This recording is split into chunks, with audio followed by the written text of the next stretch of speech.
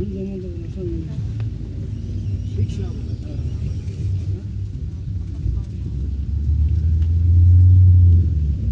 Abi şu an bir kişi.